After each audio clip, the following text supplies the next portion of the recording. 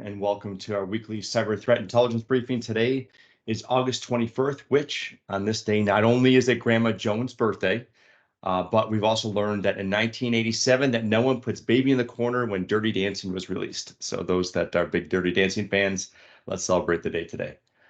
In today's briefing, we'll be covering the most recent trends that our threat intelligence team is witnessing in the trenches. My name is Keith QWIXXRAT, Global Head of Threat Intelligence. This week, we're joined by Senior Vice President George Glass, Vice President Dave Truman, Vice President Mikesh Nagar, and Vice President Sarah Becker from our Cyber Threat Intel team. We'll be covering the following trends that we're concentrating on: the Citrix vulnerabilities, the Coinminer installs, QWIXXRAT, RACCOON Stealer, and Sarah is going to provide us with a ransomware roundup. With that, I'm going to hand it over to George. George? Thank you very much, Keith. There's two stories from me today. The first one we're going to be covering is some ongoing exploitation of critical Citrix vulnerabilities. So there's two vulnerabilities that are currently being exploited in two distinctly different campaigns. Firstly is the vulnerability CVE 2023-24489, which affects Citrix file share, and it allows attackers to upload arbitrary files and then use those files to execute code remotely. As of last week, Grey Noise had observed exploitation attempts of the vulnerability from 75 distinct malicious IP addresses, with the initial vulnerability exploitation commencing on July 25th. But there was a pretty significant spike in activity on August 15th. This exploitation is likely due to a proof of concept described by Asset Note, which was released on July 18th. The same day as the vulnerability. The second one is Citrix NetScaler CVE 2023-3519. It allows unauthenticated attackers to execute code remotely. This has been used in the wild to attack nearly 2,000 Citrix servers, which have since been compromised. That is according to the Dutch Institute of Vulnerability Disclosure and Fox IT. And according to those organizations and a number of others, including CISA as well, that vulnerability has been used to install web shell backdoors in those attacks on the wild. There is some follow-on activity which are detailed in the reports, which we link to in our threat intelligence update, that indicates that some attackers may be trying to pivot to the Active Directory environment using that backdoor as a point of initial access. So, of course, the recommendations for these are to continue to patch your devices accordingly, and continue to monitor those environments very, very closely. The second story I'm going to be covering today is a campaign of exploitation which is leading to malware and Coinminer installs. So recently, Crawls observed a campaign which was used to attempt to download the malware Kinsing and Coinminer XMRig. Kinsing is a wormable malware which seeks to exploit common vulnerabilities and exposures on a wide variety of different platforms. In this particular campaign, exploitation of CVE 2021-3129, which is affects ignition. It allows attackers to unauthenticated attackers to execute arbitrary code. And I'll go into a little bit more detail about what we're seeing in that in just a second. But in the cases that we're seeing as of last week, what has been observed is that the script that's used following exploitation of that vulnerability failed to execute due to the affected environment being a Windows environment, and the script expecting a Unix-based or Linux environment, or defensive technology stopping the execution of that script. Had the script, however, been successful, it has multiple capabilities, including some defensive evasion tactics, and it's also used to download the XMRig Coinminer.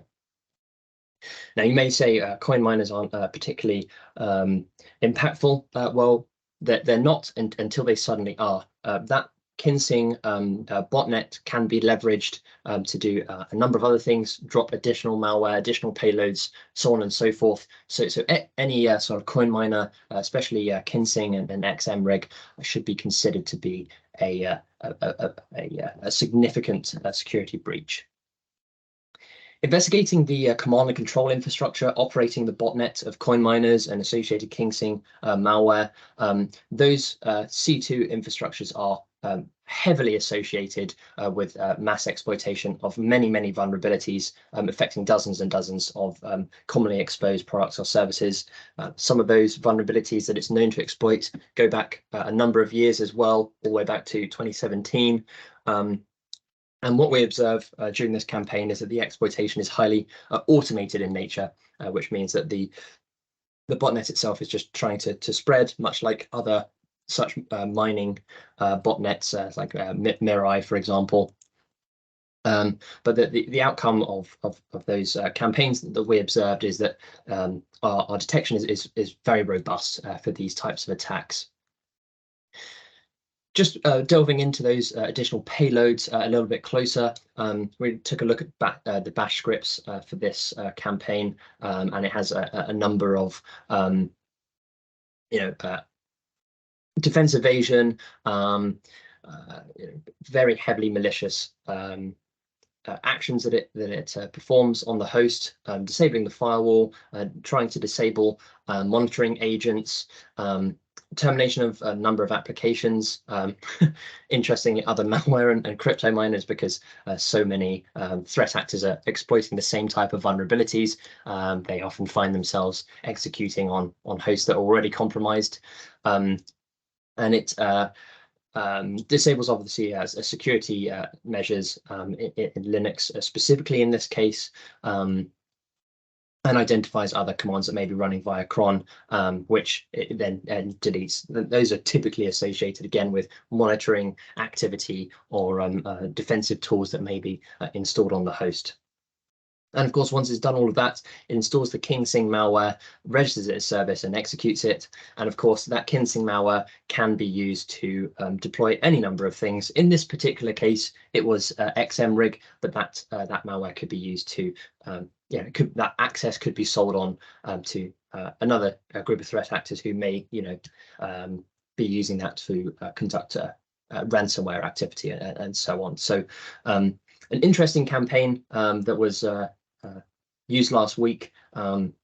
Our detection for this remains pretty robust, and we'll continue to monitor those IPs and domains associated with it. A list of IP addresses and domains to block are included in our report for this week as well. And that's it for me. I will hand back to Keith. Thank you. Thanks, George. I really appreciate that. We're going to turn it back to Dave for QWIXXRAT. Dave? Thank you. An XDR vendor, Uptix, released an article on a new remote access Trojan written in .NET called QWIXXRAT. The RAT has an expansive set of automated data theft capabilities, including browser history, passwords, cookies, and credit card data, along with automated collection of common document formats such as Word or Excel, and data from common applications such as FileZilla or Discord. The malware's automated information toolset is complemented via a full set of remote access tooling, which includes file system manipulation and exfiltration, access to webcam, microphone, and CD drives, multiple ways to directly interact with the user, such as pop-up messages, setting the desktop wallpaper, and even text-to-speech. The malware attempts to hide itself from host-based networking monitoring solutions by repeatedly looking in the process list for tools such as Wireshark or TCP/View and pausing its network traffic until they are no longer present. In order to escalate privileges, it relies on user interaction. It will try and rerun itself as administrator via the Windows tool Run As, hoping for the user to accept the elevation request. This is done as part of a loop to increase the chances of success, similar to prompt fatigue techniques. The command and control server is handled by a Telegram bot, requiring connection to the api.telegram.org domain, meaning that blocking this domain at the firewall can help to protect an organization against this and other malwares using Telegram bots for C2.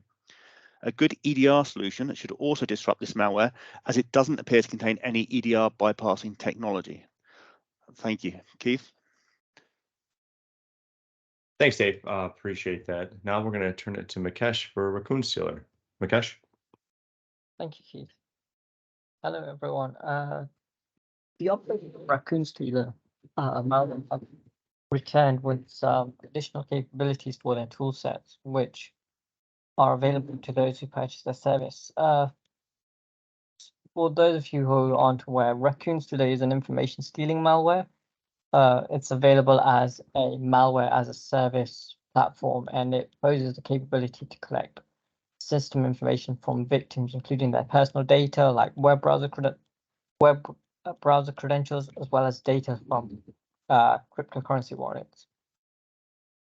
The RACCOON Stealer malware first appeared on a Russian-speaking forum back in April 2019. However, quickly transitioned to the English-speaking forum as well.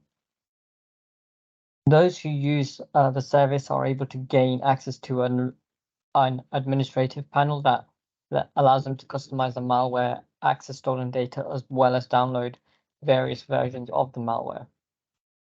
Over time, RACCOON Stealer has been observed using various delivery methods, often tailored around social engineering victims. For instance, back in August 2022, we reported on RACCOON Stealer being delivered through fake pop-ups of compromised WordPress sites. And earlier this year, RACCOON Stealer was also spotted alongside Vida as it was being installed alongside cracked software. The recent updates of this malware primarily focus on improving the user experience for those with malicious attempts. However, they also included several features aimed at making it more challenging for security teams to detect the activity as well. Some notable changes they made were a quick search feature, which allows the threat actor to swiftly sift through large amounts of data sets that they have exfiltrated from the victims, enhancing their efficiency, as well as a bot blocking feature designed to detect unusual activity patterns, helping thwart automated security tools that might be on the lookout for RACCOON Stealer activity. The final feature which they did implement in their latest version, which is still version 2, is a reporting feature allowing them to generate reports and block IP addresses used by web crawlers and bots, further enhancing their stealthiness. So these recent updates and the evolving tactics of RACCOON Stealer highlights that ever-growing sophistication of cyber threats that security teams have to be contended with. It's essential for organizations to stay vigilant and up to date in security practices to protect against such threats. We have also ensured that all IOCs for this variant of RACCOON Stealer version 2 have been incorporated into MISP and pushed out to our detection technology. That's all from me. Back to you, Keith. Thank you. Thanks, Mukesh. Appreciate that. Now I'm going to turn over to Sarah, who's going to give us a ransomware roundup. Sarah? Thank you, Keith. So for our first story, we have Knight Ransomware. They have been involved in a recent fake TripAdvisor campaign. So Knight Ransomware, they're formerly known as Cyclops Ransomware as a Service Group. They rebranded themselves around the end of July 2023. So researchers identified a new campaign by this group trying to pretend to be TripAdvisor. The email campaign spammed users with the zip file attachments named TripAdvisor complaint that contain the executable TripAdvisor complaint possible suspension. A newer version has recently been discovered with an HTML attachment named TripAdvisor complaint random PDF. So once that's open, the HTML file will utilize Mr. Docs's browser in the browser phishing technique, and this will open a browser with a splash page displaying the TripAdvisor page. This page is made to look like a complaint submission for the victim or the user to review a restaurant or a company that may be in question. So when the user clicks the read complaint button, an XLL file named TripAdvisor complaint possible suspension then proceeds to download on the victim's computer. This Excel file is created using Excel DNA, which combines .NET into Microsoft Excel to execute the malware when it's prompted. Excel will then detect the mark of the web and that has been added into the file, and it'll prompt the user to enable the add-in. So if that user enables that add-in, the ransomware will then be injected into the new Explorer executable, and it'll encrypt the files on that user's computer. So according to researchers, they're saying that the ransomware will create a ransom note named "How to Restore Your Files" in each folder on the computer. The ransom note in this campaign demands around $5,000 to be sent to a listed Bitcoin address, and it also contains a link to the Night Tour site. So at this time, we're seeing that visiting the site does not display a negotiation panel, and it is not known if paying the ransom results in receiving a decryptor from the group. The next story I'm going to cover is in regards to Monty. So Monty ransomware is back. They have resurfaced after a 2-month break. The group now has a newer Linux version of the encryptor for its attacks against legal and government sectors. So some of the changes with this variant, we're seeing an addition of the whitelist parameter to instruct the locker to skip a list of various virtual machines. And we're also seeing the removal of the following command lines. According to researchers, comparing the new variant to the old one using bin-diff, we found that it only showed a similarity rate of 29%, as opposed to the 99% similarity rate to the older versions of Conti, so those older variants. The variant also is designed to infringe with the message of the day that displays the ransom note, and it relies on what the file size is to move forward in its encryption process. So these changes within Monty allow the threat actors to further evade detection, and it's remaining harder for them to identify and mitigate. So that is all for me. This is back to you, Keith. Thank you, Sarah. And a big thank you for everyone that has taken the time to tune in to Kroll's weekly threat intelligence briefing. We do hope you found this session informative. We hope you enjoy the rest of the day, and make sure you turn into next week. Thank you.